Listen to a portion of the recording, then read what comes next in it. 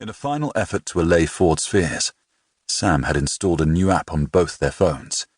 He'd shown Ford how to share their locations. "You'll be able to see where I am, Dad."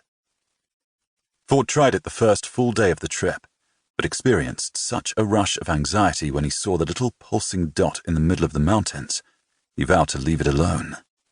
He began playing Stormy Weather, then stopped abruptly as the song's minor chords made him well up. An old Delta blues tune lifted his mood. He stayed in Mississippi for another hour, working out the kinks in his mind by cycling back and forth through others' stories of love and loss. At 8, he rested the Strat back on its stand, switched off the amp and went for a shower. The day stretched ahead of him, gloriously free of any responsibility. They just closed a case, and for once there weren't any others piling up on his desk or anyone else's. His phone vibrated on the desk beside him. Heart pounding, he snatched up the phone, saw the name Sam, the rest of the text blurred. Was he okay? In hospital after a fall, homesick? In the Jag, Ford could be with him in under 3 hours if he canned it. But would an E-type be suitable for bringing a wounded boy home again? Better take the Discovery. He breathed out and berated himself. Read the message, then decide. "Climbing is awesome. Check this out." Relief surging through him as fast as the adrenaline just a moment earlier, Ford tapped the image attached to the text. Sam in an abseiling harness, a grin splitting his face. He tapped out a quick reply in 2 separate messages, making sure to follow his son's strictures on the correct way to text. "Punctuation is so formal. It's like you're an old person." "You rock. Ha ha." His phone buzzed a second later. "You funny man."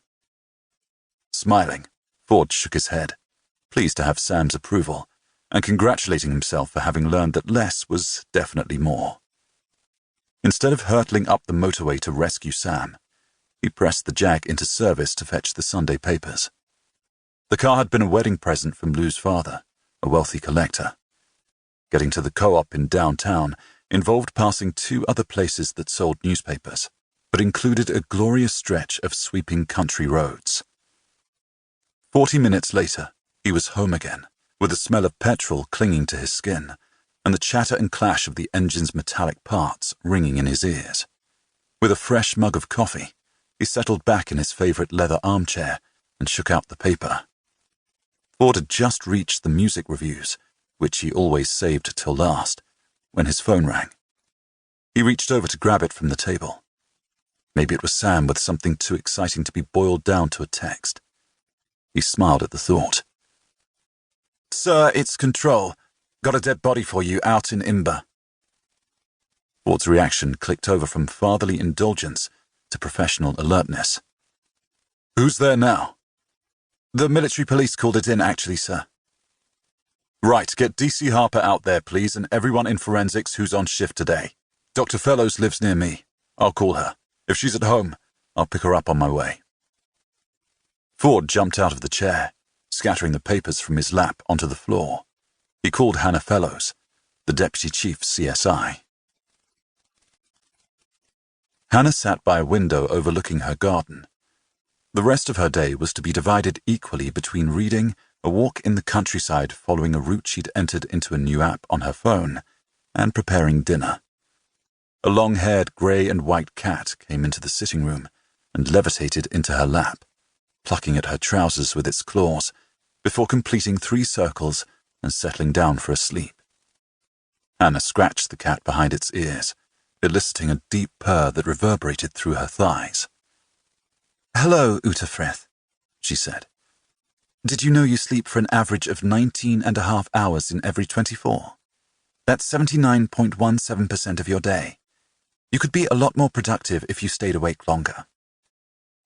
The cat yawned widely, revealing the corrugated pink roof of its mouth.